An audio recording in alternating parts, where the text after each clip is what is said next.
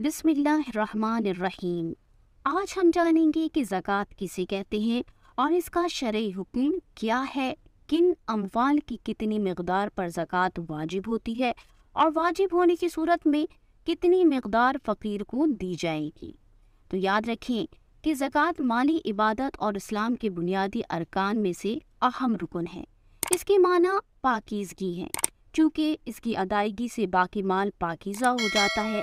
जैसा कि हज़रत जाबिर बिन अब्दुल्ला रदियल्लाहु अन्हु से मरवी है कि रसूलुल्लाह सल्लल्लाहु अलैहि वसल्लम ने इरशाद फरमाया कि जिसने अपने माल की ज़कात अदा कर दी, बेशक अल्लाह ताला ने उससे शर दूर फरमा दिया।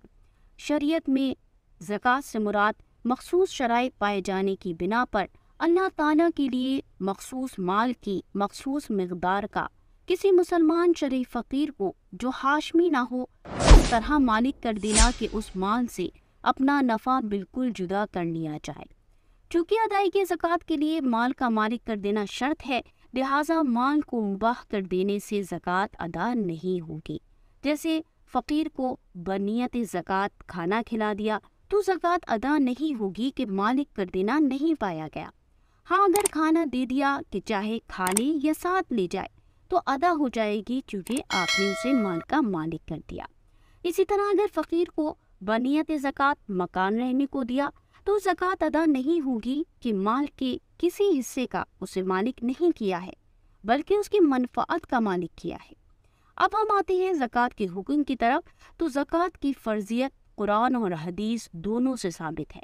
जैसा कि इरशाद बारी ताला है, खुद मिन अम्वालिहिम सदक़तन तुताहिरुहुम व तुज़क्कीहिम बिहा, यानी ए रसूल आप इनके मालों से ज़कात वसूल कीजिए ताकि आप उन्हें इसके सबब साफ और पाकीज़ा कर दें। हज़रत इब्न अब्बास रदियल्लाहु अन्हुमा से रिवायत है कि बेशक नबी करीम अलैहिस्सलाम ने हज़रत मुआज़ रदियल्लाहु अन्हु को यमन की जानिब भेजा तो फरमाया, फिर तुम उन्हें खबर दो कि बेशक अल्लाह ताला ने उन पर उनके मालों की ज़कात की अदायगी फ़र्ज़ की है, जिसे उनके अगनिया से लिया जाएगा और उनके फ़ुक़रा पर लौटाया जाएगा।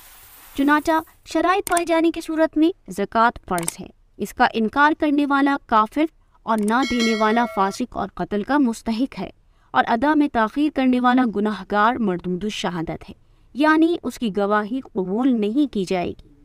ज़कात मखसूस किस्म के माल पर वाजिब होती है, जिनमें सोना, चांदी, करेंसी, माली तिजारत और सायमा यानी चराई पर छोड़े हुए 3 किस्म के जानवर, ऊँट, गाय और बकरी शामिल हैं, जबकि निसाब को पहुँच जाएं। निसाब से मुराद माल की वो मिक़दार है जिस पर शरीयत ने ज़कात मुकर्रर फरमाई है। मुख्तलिफ अमवाल में शरीयत ने निसाब की मिक़दार मुख्तलिफ रखी है।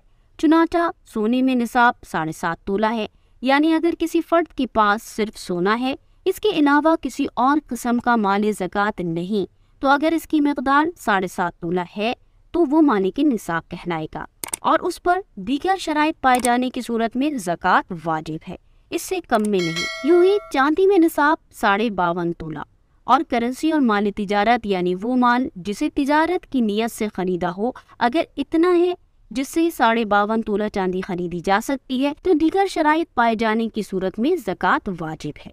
लिहाजा अगर सिर्फ 52.5 तोला चांदी के अलावा किसी भी किस्म का माल ज़कात मिल्क में नहीं है, या सिर्फ करेंसी या सिर्फ माल तिजारत इतना है जिससे 52.5 तोला चांदी खरीदी जा सकती है, तो आप मालिक के निसाब कहलाएंगे और दीगर शराइत के साथ ज़कात वाजिब हो जाएगी, इससे कम में ज़कात नहीं है। लेकिन अगर एक से ज़ायद अक़साम की माल ज़कात मिल्क में मौजूद है और कोई भी बक़दर निसाब नहीं, तो सब की मौजूदा मार्केट वैल्यू मालूम करके कैश में कन्वर्ट करके जमा कर लें। अगर कुल रकम इतनी है जिससे 52.5 तोला चांदी खरीदी जा सकती है, तो आप मालिक निसाब हैं और दीगर शराइत के साथ ज़कात वाजिब है। वो दीगर शराइत क्या हैं जो ज़कात को वाजिब करती हैं, इन्हें बितफ़सील नेक्स्ट वीडियो में ज़िक्र किया जाएगा। यहाँ ये भी याद रखें कि सोने चांदी की ज़कात में वज़न का एतबार है, कीमत का नहीं।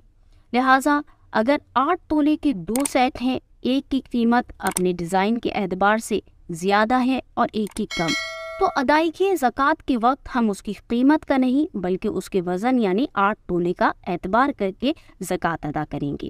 اسی طرح اگر سونے چاندی میں کچھ کھوٹ ہو اور سونا اور چاندی کی مقدار زیادہ ہے تو کھوٹ کو بھی سونا چاندی قرار دیں گے اور کل پر زکوٰۃ واجب ہے۔ یوں ہی اگر کھوٹ سونے چاندی کے برابر ہو تو بھی اسے سونا چاندی شمار کر کے کل پر زکوٰۃ دی جائے گی۔ جیسا کہ 10 تولے کا ایک سیٹ ہے جس میں 3 تولے کھوٹ ہے اور 7 تولے سونا یا چاندی، تو کل کو سونا یا چاندی قرار دیں گے۔ اسی طرح اگر 5 تولے کھوٹ ہے اور 5 تولے سونا یا چاندی تو بھی کل کو سونا یا چاندی قرار دیں گے۔ معلوم ہوا کہ اگر کھوٹ سونا یا چاندی سے کم یا اس کے برابر ہے تو کل کو سونا یا چاندی قرار دے کر زکوٰۃ ادا کریں گے، لیکن اگر کھوٹ کی مقدار زیادہ ہے اور سونا یا چاندی کی کم ہے تو کل کو سونا چاندی شمار نہیں کریں گے بلکہ کھوٹ کو ہٹا کر سونا اور چاندی کی جتنی مقدار ہے وہ شمار کی جائے گی۔ اگر وہ مقدار اکیلے یا دوسرے مال کے ساتھ مل کر نصاب تک پہنچ جائے تو اس پر زکوٰۃ لازم ہے۔ اب سوال پیدا ہوتا ہے کہ ادائیگی زکوٰۃ کے لیے شریعت نے مال کی کتنی مقدار مقرر کی ہے جو فقیر کو دی جائے گی، تو وہ 2.5% ہے۔ جیسے 1 لاکھ کا 2.5% 2,500 بنتا ہے۔ زکوٰۃ سے متعلق مزید مسائل جاننے اور زکوٰۃ کیلکولیشن سیکھنے کے لیے ہماری آنے والی مزید ویڈیوز ملاحظہ فرمائیں۔ اللہ تعالیٰ سے دعا ہے کہ درست مسائل سیکھ کر ہمیں اپنی زکوٰۃ ادا کرنے کی توفیق عطا فرمائے۔ آمین۔